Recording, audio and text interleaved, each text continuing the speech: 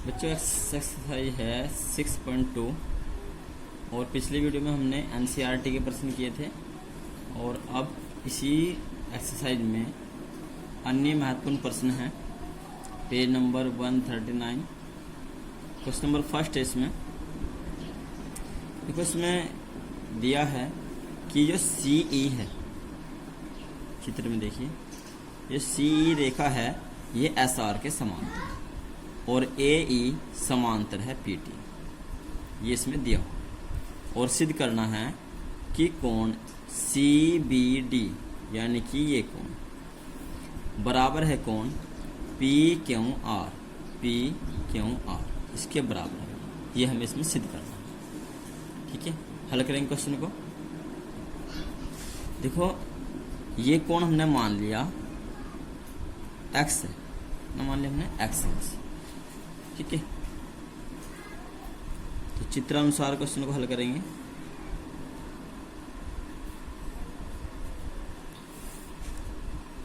क्योंकि ये जो AB रेखा है ये PT के समांतर है और CE जो है वो SR के समांतर, यानी कि ये रेखा इसके समांतर है और ये इसके समांतर है। तो यहाँ पे देखिए CE समांतर है SR, ये रेखा इसके समांतर है और ये इसको त्रिरेखा कोई काट रही है, तो जितना कोण ये है उतना ही कोण ये भी होगा। ठीक है, और ये कौन सा कोण है? संगत कोण। ये कोण है SDE, इसलिए कोण SDE बराबर होगा कोण CBD के। ठीक है, क्यों बराबर है? क्योंकि ये संगत कोण है। ठीक है, और कोण CBD को हमने क्या माना? CBD को हमने मान रखा है x, तो ये भी हो जाएगा x का समीकरण 1। अब इसी प्रकार ये जो AE है ये समांतर है PT। अब चूंकि AE समांतर है PT,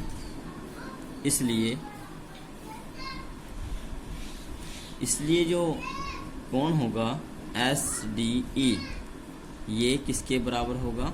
ये कोण होगा DQT के बराबर। ये जो कोण SDE है ये कोण DQT के बराबर होगा, क्योंकि ये इसका संगत कोण है। यह रेखा इस रेखा के समांतर है, तो इसलिए ये कोण इसके संगत कोण होगा। ठीक है, कोण DQT बराबर है कोण SDE के। क्यों बराबर है? क्योंकि ये संगत कोण है और संगत कोण आपस में समान होते हैं जब दो समांतर रेखाओं को एक त्रिरेखा काटती है। तो कोण SDE की वैल्यू हमने अभी याद की है x है, तो इस कोण की वैल्यू भी x हो जाएगी, यानी कि ये कोण x था तो ये भी कोण x हो गया, इसका संगत कोण है, और ये कोण x है तो ये भी कोण x हो जाएगा। ठीक है, ये भी होगा x का समीकरण 2। अब यहाँ पे ये जो रेखा है SR और PT एक दूसरे को बिंदु Q पर प्रतिच्छेद करती है, क्योंकि रेखा SR व PT एक दूसरे को बिंदु Q पर प्रतिच्छेद करती है।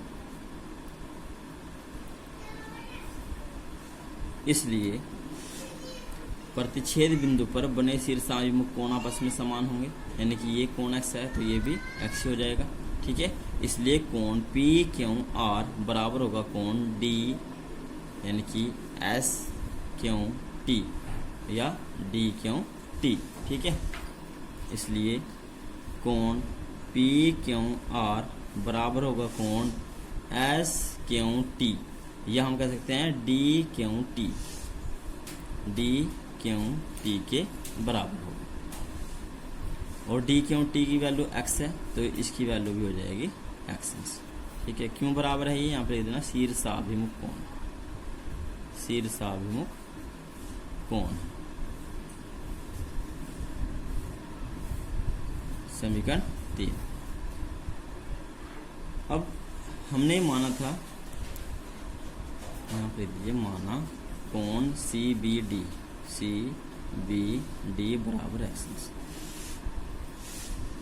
ये कोण हमने एक्स का माना था, ये एक्स है तो ये भी एक्स हो जाएगा क्योंकि ये दोनों रेखा समांतर रेखाएं हैं, और ये एक्स है तो ये भी एक्स हो जाएगा क्योंकि ये दोनों रेखा समांतर है, और ये एक्स है तो ये भी एक्स हो जाएगा क्योंकि ये शीर्षाभिमुख कोण। इसलिए ये कोण इस कोण के बराबर, यानी ये 50 का है तो ये 50 का हो जाएगा, ये 60 अंश का है तो ये भी 60 अंश का हो जाएगा। ठीक है, तो इस कंडीशन के अनुसार ये दोनों कोण आपस में समान होंगे और ये हमें प्रूव करना था। समीकरण 1, 2 व 3 से देखिए, यहाँ पे होता है कोण सी बी डी बराबर है कोण पी क्यू आर।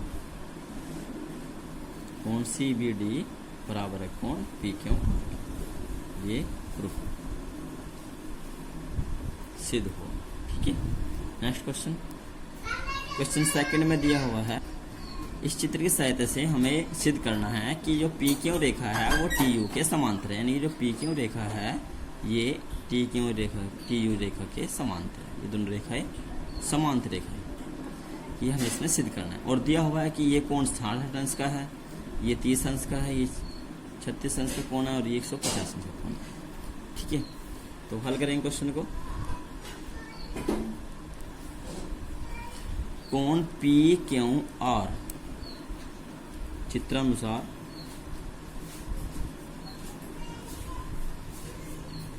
कोण पी क्यू आर बराबर है 66 अंश तथा कोण क्यू आर एस, कोण क्यू आर एस बराबर होगा क्यू आर एस। ये जो कोण है ये बराबर होगा कोण 36 अंश प्लस 30 अंश, यानी कि 36 अंश प्लस 30 अंश, तो ये भी हो जाएगा 66 अंश का। समीकरण 2, समीकरण 1 मान इसको माने समीकरण 2। अब यहाँ से ये जो कोण है ये भी 66 अंश का है और ये जो कोण है ये भी 66 का है, यानी कि ये कोण और ये कोण दोनों 66 अंश के हैं। और ये कैसे कोण है, ये एकांतर कोण है, कोण है ये दोनों एकांत। ठीक है, देखेंगे चूंकि कोण पी क्यू आर व कोण क्यू आर एस एकांतर अंतःकोण है,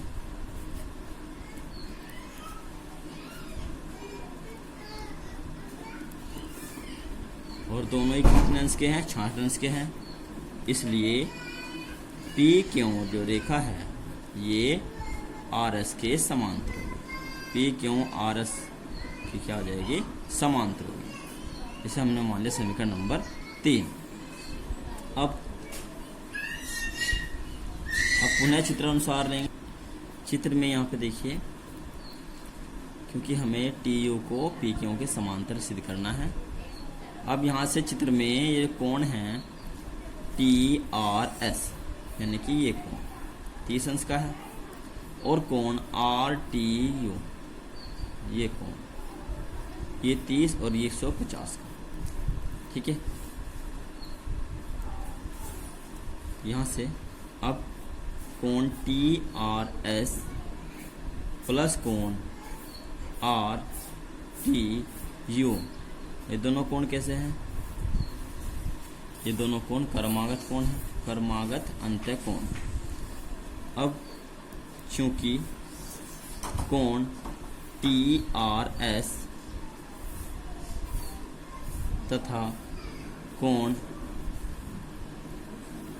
आर टी यू कर्मागत अंतःकोण है,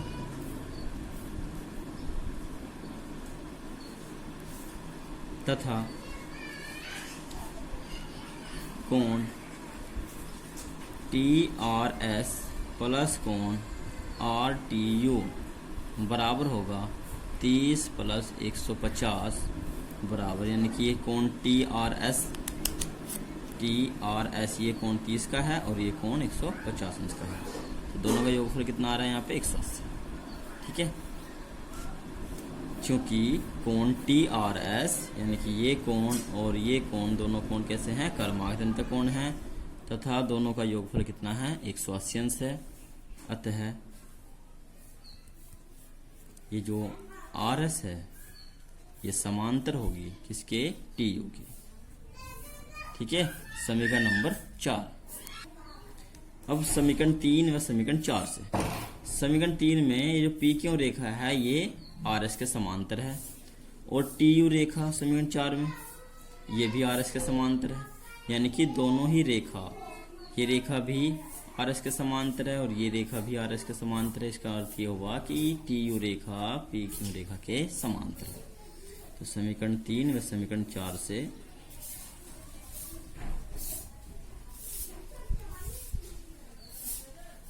PQ समांतर है TU, ये सिद्ध।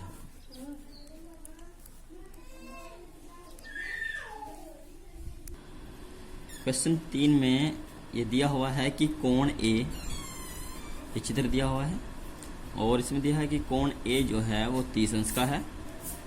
ठीक है, और BC जो रेखा है वो DE के समांतर है, और हमें कोण FDE का मान ज्ञात करना है, FDE का मान ज्ञात करना है। ठीक है, देखो यहाँ पे ये त्रिभुज जो बना हुआ है इसमें जो कोण B है यहाँ पे ये 90 अंश का है। हल करेंगे क्वेश्चन को, चित्र अनुसार हल करेंगे। चित्र अनुसार त्रिभुज ABF में तीनों कोणों का योगफल होगा 180 अंश, यानी कि कोण A plus B plus F कोण, यानी कि इस कोण को हमने मान लिया कि ये मान लो X है। ठीक है, तो कोण A प्लस कोण B प्लस कोण F बराबर 180 अंश। कोण A 30 अंश का है, प्लस कोण B कोण 90 डिग्री का होगा। जब भी रेखा जो है इस टाइप से कोई चिन्ह लगा होगा वहाँ पे, तो ये 90 डिग्री का दर्शाएगा। यह होगा 90 प्लस F कोण हमने मान लिया X अंश का है बराबर 180 अंश। 90 और 30 120, अब 120 को राइट में जाके घटा देंगे तो x बराबर 180 माइनस 120 घटाया क्या आएगा 60 अंश। तो x की वैल्यू आ गई 60 अंश, समीकरण 1। इसको हमने समीकरण 1 मान लिया। ये 60 अंश का है, जब ये 60 अंश का है तो ये भी 60 अंश का होगा। क्यों? क्योंकि ये दोनों शीर्षाभिमुख कोण हैं।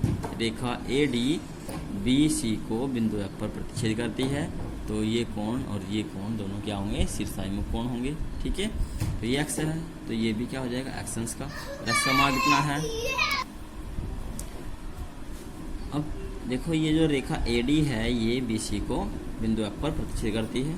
लिखेंगे रेखा AD BC को बिंदु F पर प्रतिच्छेद करती है।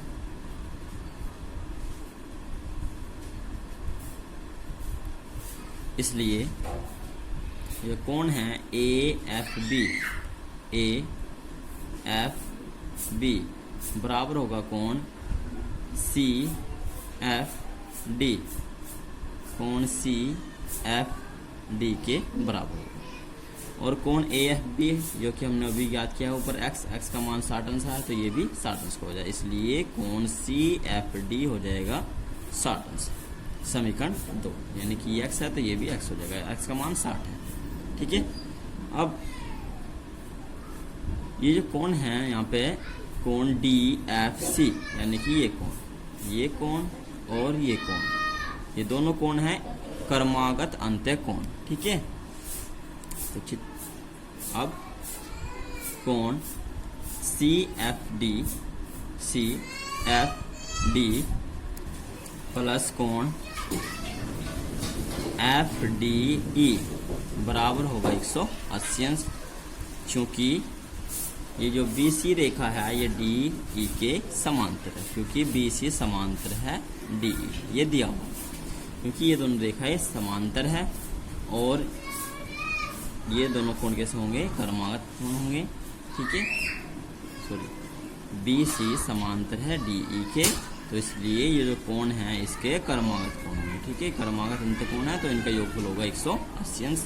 और कोण एफ डी ई का मान हमें ज्ञात करना है, तो इसलिए कोण एफ डी ई बराबर हो जाएगा 180 माइनस कोण सी एफ डी, और सी एफ डी का मान है 60 अंश, तो 60 अंश 180 से हम लेस कर देंगे तो आएगा 120 अंश।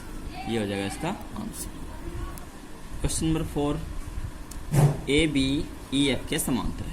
कोई चित्र दिया हुआ है क्वेश्चन नंबर 4 में। ए बी जो है वो ई एफ के समांतर है और हमें एक्स का मान ज्ञात करना है। ये कोण दिया हुआ है 110 अंश का और ये कोण है ई 115 अंश का। तो सवाल को सोल्व करेंगे। सोल्व करने के लिए देखो यहाँ पे हमें एक्स का जो मान ज्ञात करना है उसके लिए हम इसको दो पार्ट में बांटेंगे। यहाँ से बिंदु सी से ए बी के समांतर एक रेखा खींच लेंगे। ये रेखा हो गई सी डी। ठीक है, यहाँ से रचना करेंगे। तो दिया है कि ए बी समांतर है ई एफ। ए बी जो है वो ई एफ के समांतर है तथा ये कोण है बी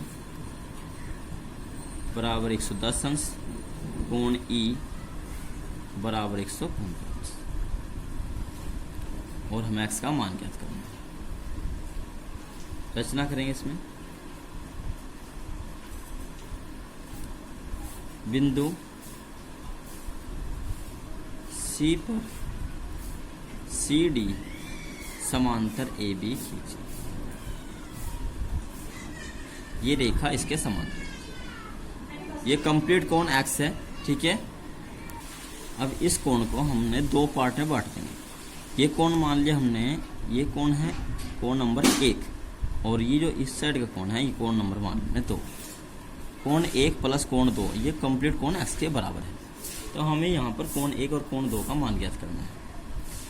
इसलिए हल करेंगे क्वेश्चन को।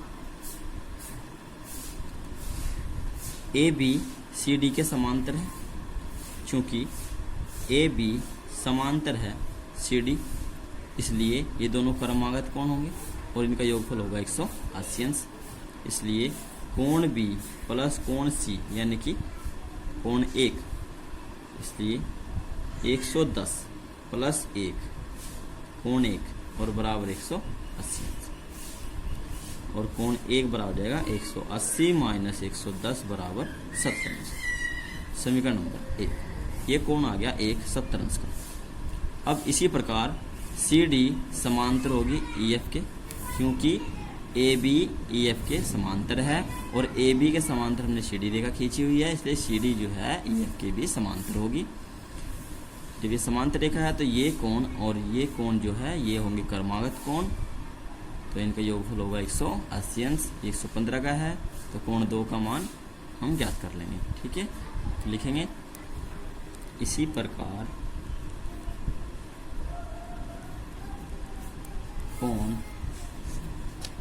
कोण है डी सी ई और कोण सी ई एफ। कोण डी सी ई प्लस कोण सी ई एफ बराबर 180 अंश, क्योंकि सी डी समांतर ई एफ। सी डी जो है ई एफ के समांतर। कोण डी सी ई प्लस कोण सी ई एफ बराबर 180 अंश, क्योंकि ये दोनों रेखा आपस में समांतर है और ये दोनों कर्मागत कोण होंगे। ठीक है, कोण सी डी सी ई, ये कोण नंबर हमने मान रखा है 2, तो इसके लिख दें कोण 2 प्लस ये कोण दिया हुआ 115 बराबर 180 अंश, तो कोण 2 बराबर जाएगा 180, 115 इधर राइट में घटा देंगे, सॉरी 115,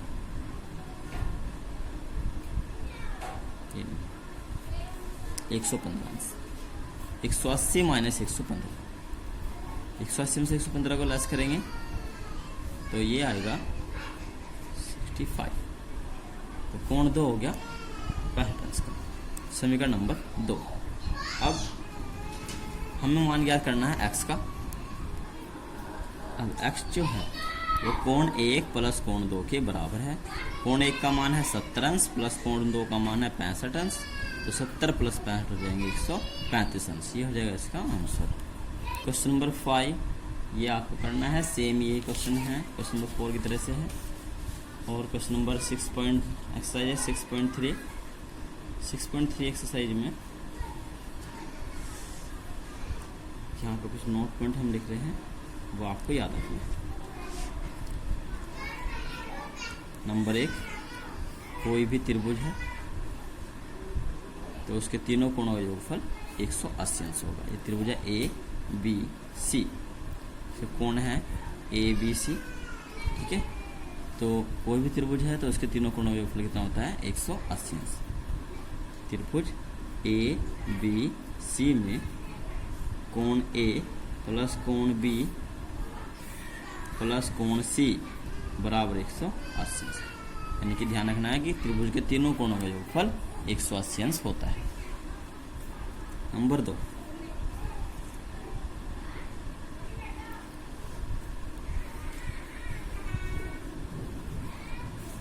एक त्रिभुज है, ये भुजा हमने मान ली पी क्यों है। त्रिभुज है ए बी सी, ये त्रिभुज के अंत्यकोण है। त्रिभुज के अंत्यकोणों का योगफल 180 अंश होता है। और ये जो त्रिभुज के ये जो कोण है ये त्रिभुज का बाह्य कोण है। ये कोण मान लिया 1, ये कोण नंबर 2, ये कोण नंबर 3 और ये कोण नंबर मान लिया 4। तो यहाँ पे जो कोण नंबर 4 है ये त्रिभुज का बाह्य कोण है, इसको हम कहते हैं बहिष्कोण।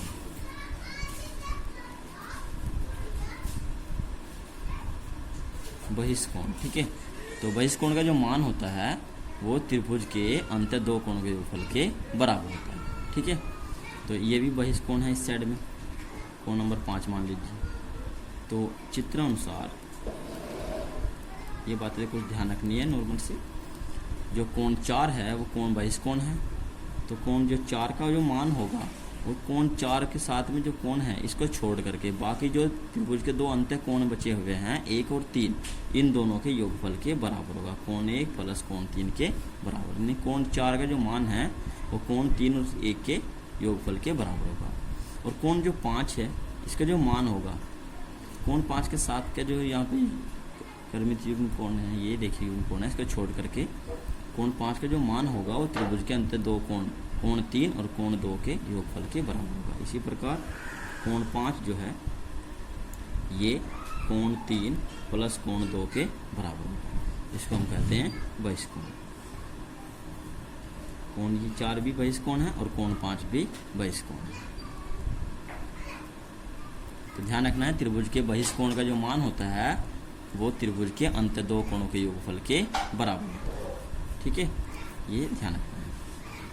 और पहले ये बात बता चुके हैं कि एक रेखा पर बने रेखीय युग्म कोणों का योगफल 180 अंश होता है, ठीक है। इन तीनों बातों को ध्यान रखना है। यहाँ पे कोण 1 प्लस कोण 5 बराबर 180 अंश, कोण 2 प्लस कोण 4 बराबर भी 180 अंश हो गए, ठीक है। ये दोनों पॉइंट आपको ध्यान रखने हैं। त्रिभुज के तीनों कोणों अंत तीनों कोणों का योगफल 180 अंश और त्रिभुज के बहिष्कोण का जो मान होता है वो त्रिभुज के अंत दो कोणों के योगफल के बराबर होता है। नेक्स्ट वीडियो में हम एक्सरसाइज 6.3 को सोल्व करेंगे।